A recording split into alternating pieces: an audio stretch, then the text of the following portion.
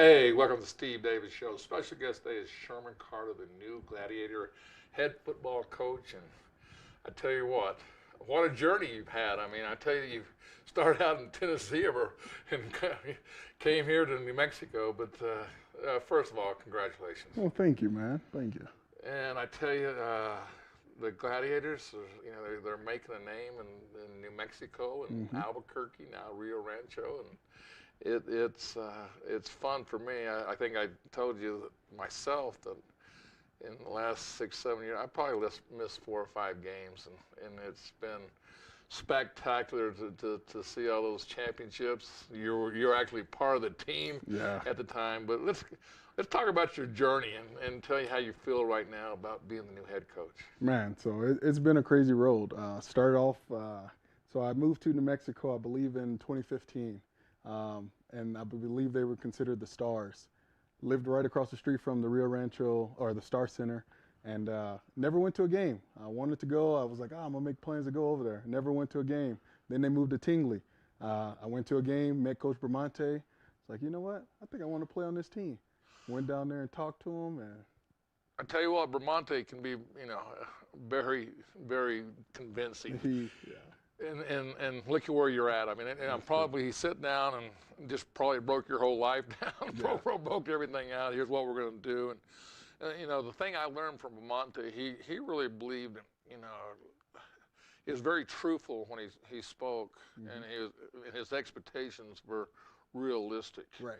And he said, Steve, we're 4 years away. He says this year. And you could just see the growth of the Gladiators under when he was the leader of it and the head coach. But and I gravitate. I wouldn't want to miss a game just to see his energy and his passion for the game. And he was probably the only guy I could get to laugh before the game because I could get him over. I say, "Come over here, talk to me," because I'm a basketball guy, man. I'm not a football guy. I have no.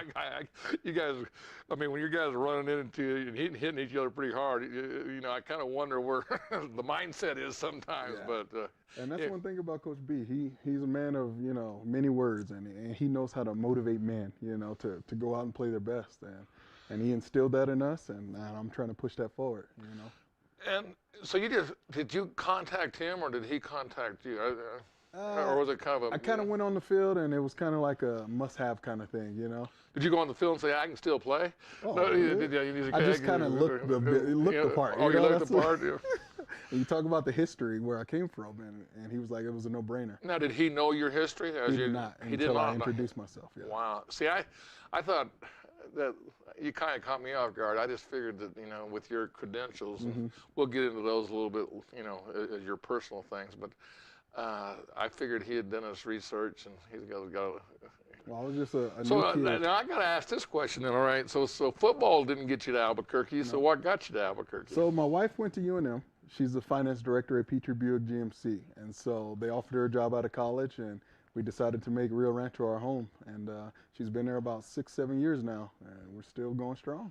What a story! That's crazy, I mean, you never know. And I think the thing is, every athlete, every person that is you just don't know when that opportunity is going to happen, and when it is, you got to take that opportunity. Right. And then it just seemed like, what a great story. And then you come to Albuquerque, you're like, Albuquerque? But I mean, hey, it's a good place to live and a good place to raise a family. And you're a perfect example. I mean, there's a reason they call it land of enchantment. It enchants you. And I mean, it doesn't, it doesn't matter with race or whatever. I mean, it gravitates people.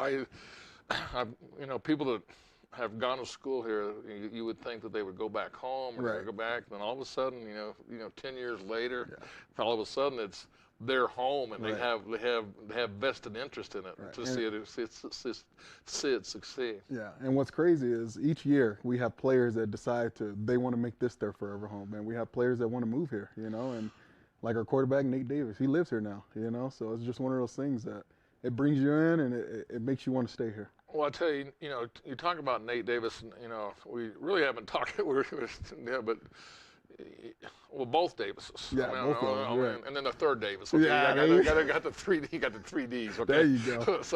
But he, I just watched him when he played at Amarillo, and I think he played at San Antonio. He played somewhere else in Texas before he went to Amarillo. Yeah. Okay, all right, and basically, Sebastian, was just fell in love with that. I mean, he broke the Gladiators' heart.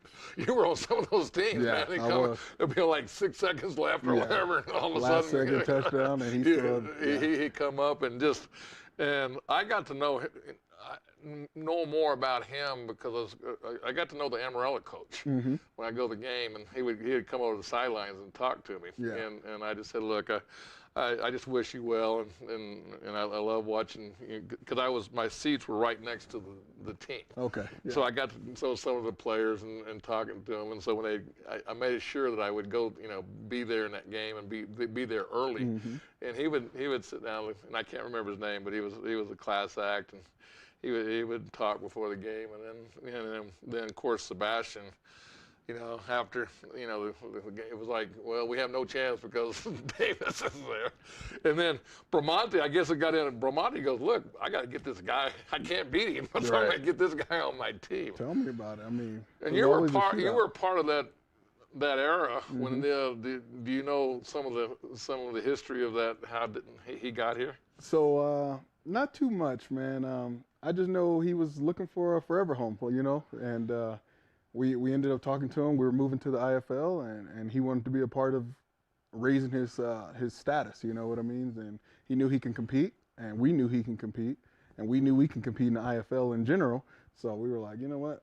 Why wouldn't we take this quarterback that used to throw bombs on us with ease? And, with us, I mean, back in the CIF, we consider ourselves the #1 defense in the league, which we proved each week until Nate Davis. And so with that being said, we were like, yeah, we got to have this quarterback. Yeah, he's not, a running quarterback, but any pass you need, he can do it. And so we brought him in.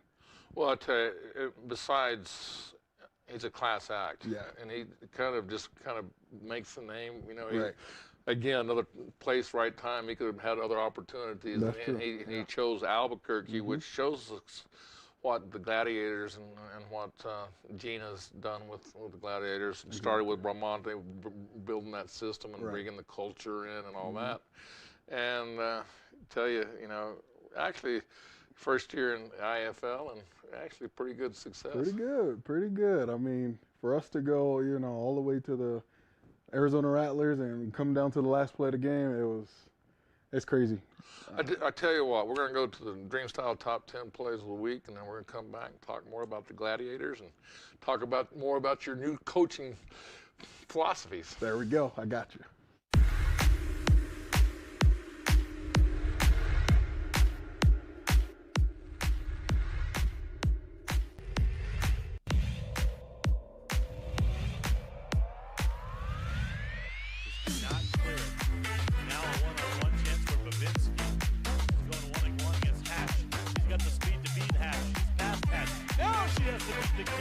A second effort on the tap, a third effort, and it's in. It's a hat trick for Babinski.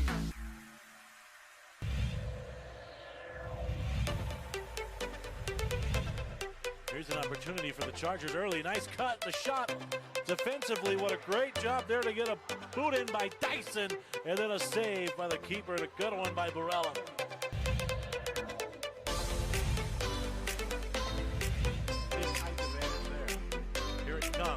It's just Sapatka on the header, and it's in!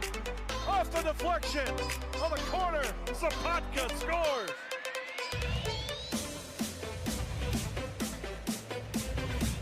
In New Mexico,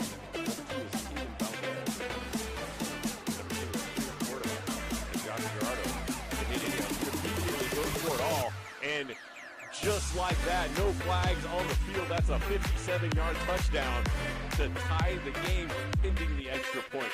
Josh Gerardo to Caden Valdez on the first offensive play for Volcano Vista.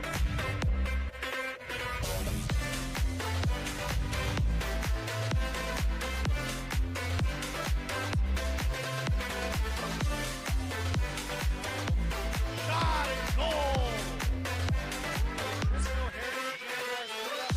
Edwin Ramirez.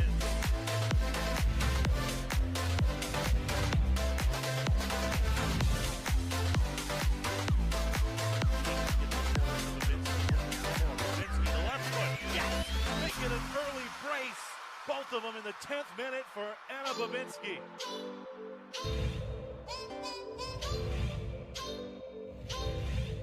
Dominic Pretty in this offense.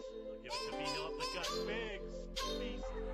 Little run there. He might be free. Is he going to catch it? No. It's a touchdown for Zach Beano. First long run of the game, and it goes for 6.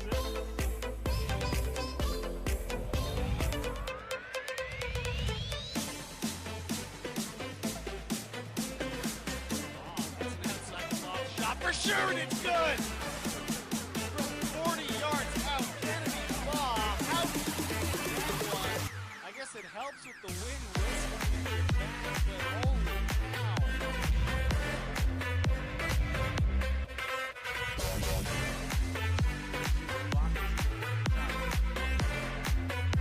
Dixon. Dixon's got some room. Dixon towards the sideline. Dixon is headed toward the end zone, and he is in. It's a touchdown for the Cleveland Storm. Oh my goodness. The point after pinning was put Oh in my front. goodness.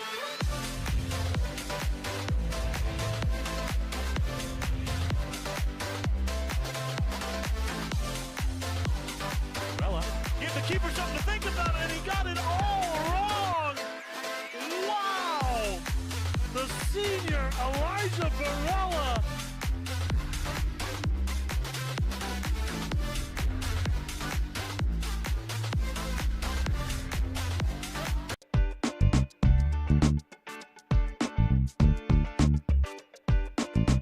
Hey, welcome back to Steve Davis Show. We got a special guest here is Sherman Carter, new Gladiators head football coach. Yes, And sir. I tell you, let's talk about your history. I would say history, but I'm just talking about your career. How's that? And talk about your high school. Talk about going into college, and then and your ups and downs as that went through. Yep. So I grew up in Laverne, Tennessee, right outside of Nashville, about 30 minutes. I had a few options on colleges to go to. I ended up choosing Tennessee State University because they played their home games at the Titan Stadium. So all of our home games were at the Nissan Titan Stadium. It was amazing. Great opportunity. We had a huge locker room there. And so, college kid playing on the NFL So you felt level. you felt like you were in the NFL Felt like I every was there. Friday, Saturday, or whatever the games were. Exactly. So What it a was- recruiting thing, too. Man, yeah, it was awesome. They took us to the stadium. Man, it was just a sight to see. You got to meet some of the NFL players. It was awesome.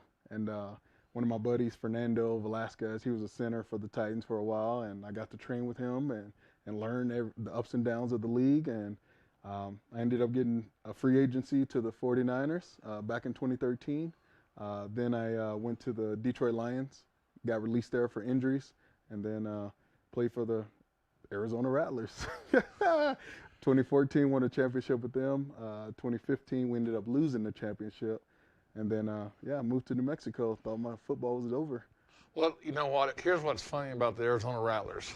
It's in arena football. So, and I'm trying to. I don't want to date myself, okay, but just say the beginning of the indoor football. Yeah. It was. What year was that? I'm trying to think. You're putting me on the spot. I mean, I'm not the other Davis that comes through in the clutch. Okay? Yeah. But White, he was the head coach. Okay. Danny White. Yeah. And I followed that season, and they beat Florida in the finals of that year. Yeah. Okay. So I started watching indoor football at that time, and then as we went out, I'd gone to a couple of their games when I was out in Arizona when we were doing AAU basketball, and we would actually, that was one of the things we went and did, was one and watch the Rattlers play. Yeah. And it was just the energy. I mean, if anybody hasn't gone to a game, it's the energy, and this is a compliment to the Gladiators, to what no matter what the score is, people don't leave until the game is over. That is true. I mean, I think there was one second game of this year. It's a deal that the team came in and y'all just couldn't score. I think Davis had like 2 interceptions, 3 interceptions, and he never rebounded. And you would think that the people would be leaving, and no, they stayed to the last second of the game. And that's a testament to our fans. I mean, they are diehards and they love us, and that's what we're here for. We're here to make them happy. I talk about high energy. It's vocal. Yeah. It's a vocal crowd, and I did go to where Bramante coached in Arizona. Yeah. Went to that game, and I guess everywhere you go, it's the same atmosphere. Yeah. It's pretty, very entertaining. Yeah, it's crazy. I mean, people love to see that high class, quick action, high contact, just fast pace. They love it, man. There's something about it. The thing is speed. I mean, the speed. If you're not paying attention, you may miss something. I mean, I'm not maybe as a coach in the whole thing, but I'm just saying, you're just sitting there going, did I just see that happen? And the next thing you know, especially when you got Davis's passes and breakaway, you think something's down. Next thing you know, everybody's running for a touchdown. But it's, and you always think that it's high scoring, but that's not always the case. No. If your defense is ready, you can make some stops. It's just offense can score, offense can win the games, but you want your defense to be there. You want your defense to shut it down. So. And that's something I learned from Bramante. Is clock management. Yes. And that was something. Him and I actually we sat right here. In this, and before we did a show one day, and we said, and he talked, and he says, that's, we know any team can score. It doesn't matter. Any team can score at any second. Is the main is it's possessions. Yeah. And what you do with each possession. Right. If they score, you need to score back. Exactly. If you don't score back, then you're actually 2 possessions behind because it's going to take 2 possessions to win the game. That's so true. he went through, and he and at that time I was probably like with you.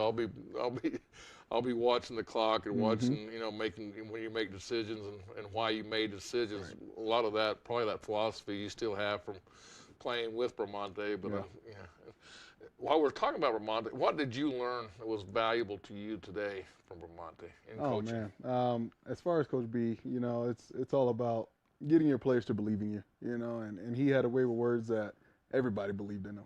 No matter what he said, he was like, all right, I'm gonna go fight for this guy. And that's what we have to bring to the table. That's what my coaching staff will bring, and that's what I'm gonna bring. That belief that we are a family, and that no matter what we do, we're gonna get it right at the end of the day, and we're gonna fight together and stay together. And that was a mutual consistency too. He would fight for you. Yeah. I mean, it was not just a one-way. Hey, Right. And he was so complimentary of all of his players when they did stuff right. Right. He's also probably the first one to be yeah. the other way Exactly. if you didn't do something right. So, but we got this season. When Gina called, how did that go with you? I mean, oh man, it was awesome. I mean, I kind of had a feeling that something like that might happen. Did you want it in your back of your mind? Is that something where you're ready, or was it something in your back of your mind that you're going, do I really want to be the head coach, or is it better just be the offensive lineman? So, in a sense, I was okay being just the offensive line coach. I was fine. I'm like, you know what? If it's not my time, it's not my time. But when the opportunity arose, I was ready. I was ready to take it on. I was ready to, put my beliefs in and ready to lead this team to victories. I will tell you, last year, got to go to the playoffs. I mean, a lot of people, they really, every league has standards. Y'all guys came in and made it to the playoffs. How did that feel? Man, it was amazing. We got our Gladiator players came to play, and they were ready for each opportunity. We went into the game knowing we were going down to the snake pit, knowing the atmosphere, what it was going to be like, knowing what Coach Kevin Guy was going to bring with his dual quarterback and his stout defense. But we knew we can get it done. We knew our offense was unstoppable. We knew that we can play with these guys. They're not bigger, better, faster than us. We knew we had an opportunity to win the game, and we went out and put it all on the line. And it just, of course you're in the snake pit. Of course you're in their house, and one call doesn't go your way. Of course there was many that night, but we don't harp on the refs. We can't control what they do. All we can do is take it out of their hands. And unfortunately, it came down to second to last play, and we got penalized, and missed the kick at the end and take it to overtime. Well, I tell you what, Sherman, we'll come back and we're going to talk about the future of the Gladiators. Yes, sir. TurboThreads is a proud sponsor of ProView Networks. Almost 30 years of experience means fast service, great prices, and a wide selection of apparel from t-shirts to performance sports shirts, even jackets and hats. They feature low minimums and no setup charges on most orders. TurboThreads is located at 1503 Golf Course Road in Rio Rancho, or find them on Facebook, online at turbothreads.com, or call 999-1234 for TurboThreads. Well, I'm going to the frontier, walking to the cashier, order up a root beer and a number one. Cover it with green stuff, one scoop is not enough. Find a booth is real tough, back by the Duke. Meet my family, meet my friends in the quirkiest restaurant I have ever been. All of Albuquerque's favorite spot, it's the Frontier Restaurant. The Frontier Restaurant is a proud supporter of ProView Networks. Don't sacrifice quality of flavor when you're in a hurry. Golden Pride offers ribs, fried chicken, green and red chili, breakfast burritos, and Frontier Cinnabons. 4 great locations, or visit us online at goldenpride@abq.com. Golden Pride Barbecue Chicken and Ribs, proud supporter of ProView Sports Network.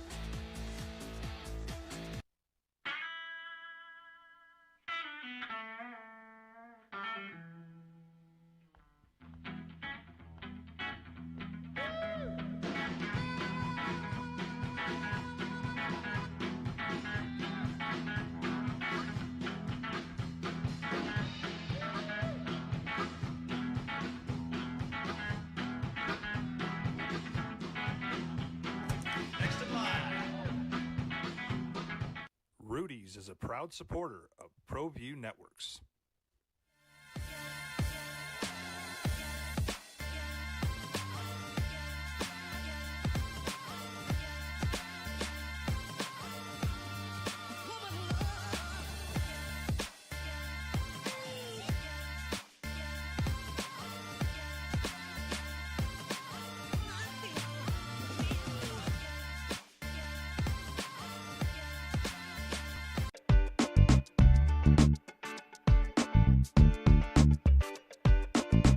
Hey, welcome back to Steve Davis Show. We got Sherman Carter, the new Gladiators head football coach. And Sherman, I tell you what, this is the season's up on you, even though we're in November, and it starts in March. And kind of tell me what you're doing right now to keep that get that trophy back in Albuquerque. Right now, we're clearing it up. I mean, we're getting players in and out. We're trying to get the best 40 guys in for camp. We're trying to sign guys all over the country. We got guys sending us emails daily about wanting to get in here. So it's becoming a destination place. I mean, that's something I know in the beginning who would want to come to Albuquerque. Right. Now it's why aren't you at Albuquerque? Exactly. Is that the culture you're building, or that the Gladiators have built? Right. We're becoming a premier team, and they're like, oh, this team can make it to the championship, and we want to go there and be a part of that. And it's making our recruiting easier. I mean, I hate to say it, but it is. I mean, we're getting talent out of all kind of conferences, SEC, Big Ten. We're getting guys from all over the place, and it's amazing, to get all this film in and see what guys have done. And I mean, I hate to see that they didn't get shots at the NFL because of, all the COVID restrictions, and, it's a 53-man roster, and, people not getting opportunities, but we're ready to give them an opportunity to achieve that goal. But this is an opportunity for them to prove themselves if they're, like you said, with the epidemic and the ability of them to go show their skills. Right. I tell you, there's some people. I mean, and I'm a believer. I mean, every year I watch it just get better and better and better. I mean, I'm just and the speed and I think that the execution and timing is it's just amazing to watch. And like I said, the catches, some of the catches you see, some of the hits you see. I mean, it gives me goosebumps, man. I'm ready. I mean, I'm a basketball player, so if you know, I can't help you on your football skills, but we may need to teach them how to pick and roll. You know? But I tell you, you know, some of the things that you got to do now. I mean, is there camps coming up? Is there, tryouts and things like that? So we'll have our tryouts mid-February. We're going to have our tryouts for the Duke City Gladiators mid-February. We'll put that out on our Facebook and our Duke City Gladiator page to let everybody know the exact date and time and where that's going to fall in. But as far as right now, we're just doing different kind of recruitings, going out to camps. We went to Kansas, Missouri. We went to Missouri recently, and we signed about 4 players from that camp. I mean, there was some good talent out there. And so if you're out there, we're going to come out and we're going to try to find you and give you a shot. Well, I tell you, the Gladiators even had an influence on ProView Networks. I mean, you got Vernon doing high school games. I mean, and also Darryl. I mean, what a great job they've done. I want to really speak on them, but those are former player, somebody you played with. Yes, exactly. And the thing about DC is, I don't know if you know that, we're probably going to offer him a contract. We're going to see if he can go one more year with us. Yeah, but can he do that color over there on the other side and concentrate on the game? I mean, I don't know. We'll figure it out. I tell you, he always has a place in our heart. Well, I tell you, he's a great person to have in your hip pocket. That is true. If somebody it's hard or doesn't pan out for you, but he knows your system and knows he's been with you, and he's not afraid to go get that ball. So Well, I tell you, we were fortunate to, they did the My 50 game with Sebastian Noel, and it was just neat to see them take the time. And I just want to thank them. They took the time and they understand the value of what ProView high school sports in the state of New Mexico, and they've taken that to a next level, and I'm very proud that they took that opportunity. It's not like they get paid well or whatever, but they got to do. They took it and they got better and better at the end of the week. And I tell you that last game, I think you got to see it or so, was at Cleveland Rio Rancho. Yeah. I tell you what, they were spot on. My guys really did a great job with the whole game. It was very entertaining. And I was actually on the field for that game, and that was a crazy one. Crazy sight to see that second half. Right. I tell you, we've had, a lot of, got Josh coming through there, to help me out, because you got me so excited that they have to make changes with me and everything. But talk about your schedule next year. It's pretty exciting. Yeah, it's going to be crazy. We have we're starting off week 1 on the road. It's going to be March 19th at Arizona Rattlers. So it's going to be a repeat of that playoff game. However, we're going to come out on top this time, at their house, and we gotta bring it home. Then we have 4 straight home games. We got Frisco Fighters coming in, then Arizona Rattlers again, and then 2 more teams after that, and then we go back on the road. So it's going to be a crazy season. Well, I tell you what, thanks for coming on the Steve Davis Show, and good luck to you, and we'll have you on before the season starts. Of course, Steve. Thank you, man.